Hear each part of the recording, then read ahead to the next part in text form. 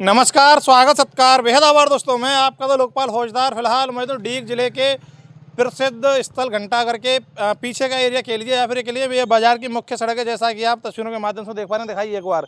सामने ही डीग की मशहूर सड़क है और ये सीधा रास्ता बाजार में यहाँ होकर के निकल जाता है। मामला क्या है कि अव्यवस्थाओं का आलम इस कदर यहाँ फैला हुआ है कि आप इसके बारे में कुछ बयां नहीं कर सकते। एक तरफ देखिए बेसहारा गौवंश है, जो कि नगर परिषद के जो नुमाइंदे यहाँ कचरा इकट्ठा करने के लिए आते हैं वो प्रॉपर तरीके से कचरा नहीं उठा पा रहे हैं, जिसके चलते आए दिन घटनाएं होने का अंदेशा बना रहता है। दूसरा कारण देख लीजिए, झालावाड़ घटना के बाद भी यहाँ का स्थानीय प्रशासन कोई सबक नहीं ले पाया है। सामने ही एक जर्जर बिल्डिंग आपको दिखाई दे रही होगी, जो कि कभी भी एक हादसे को विकराल रूप ले सकती है। अब साथ में देखिए नगर परिषद की नालियाँ हैं और ये बगल में ही एक नाला है, लगभग 2-2.5 फुट का नाला होगा, जिसकी आज तक कोई साफ़ सफाई नहीं हो पाई है। भ्रष्टाचार की पराकाष्ठा इस तरह बढ़ गई है कि भैया कोई सुनने वाला यहाँ है नहीं।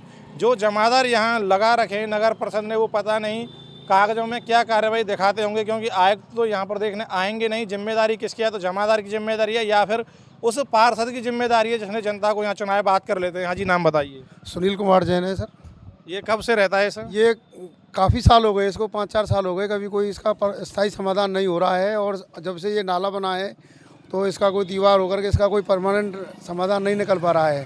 तो विशेष ये है कि यहाँ पर 2-2 सरकारी स्कूल, प्राइवेट स्कूल हैं, 2-2 मंदिर हैं।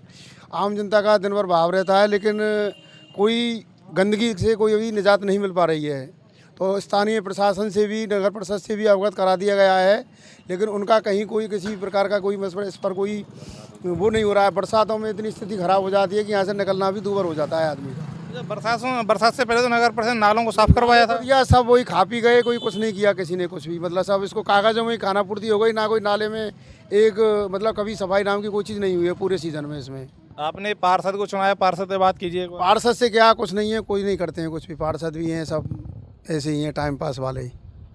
जी बताइए, क्या समस्या आ रही है? जी, मैं विजय शर्मा। यहाँ पे स्थिति ये हो जाती है कि निकलना भी मुश्किल है। नाला है, इसकी कई बार सफाई के लिए बोला है, लेकिन कहीं कोई सुनवाई नहीं हुई। पार्षद महोदय को भी बुलवाया गया, एक दिन जरूर आके वो केवल खाना पूर्ति करके चले गए, उसके बाद कोई लेना देना नहीं है। दूसरी चीज़, जो ये बिल्डिंग है ये इतनी मतलब जर्जर अवस्था में है, यहाँ छोटे छोटे बच्चे निकलते हैं पढ़ने के लिए, कभी भी कोई भी हादसा हो सकता है। एक दिन एक ये आवारा जो गौवंश देख रहे हो, ये यहाँ पे बैठा रहता है। एक बच्ची के एक दिन इतनी चोट आई, उसको मैंने ही हॉस्पिटल ले जाके पहुँचाया, उसकी दवा और मलहम पट्टी वगैरह करवाई। पास में स्कूल है, छोटे छोटे बच्चे निकलते हैं, लेकिन कहीं कोई सुनवाई नहीं है। कहीं भी जाके कुछ भी बोल दो, कोई मतलब नहीं, सुन लेते हैं और उसके बाद फिर ठीक है, आ रहे हैं, करेंगे, ये करेंगे, वो करेंगे, लेकिन होता कुछ नहीं है। अब तो शहरी शिविर आयोजित हो रहे हैं जहाँ समस्याओं को प्राथमिकता से लिया जा रहा है, उसमें भी कहीं कोई सुनवाई नहीं है साहब। कहीं कुछ भी जाके बोल दो, लेकिन कोई किसी के कान पे जूं नहीं रेंगती है। इस बारे में कोई आयुक्त वगैरह से बात हुई है? फिर नहीं, वहाँ तक तो नहीं पहुँचे। आयुक्त जी से भी कहा, अभी आयुक्त जी से भी अभी लाला जी ने बोला था, उन्होंने भी आयुक्त जी से भी बात हो चुकी है। उन्होंने क्या कहा? तो कराएंगे, यही बोला था उन्होंने, कराएंगे।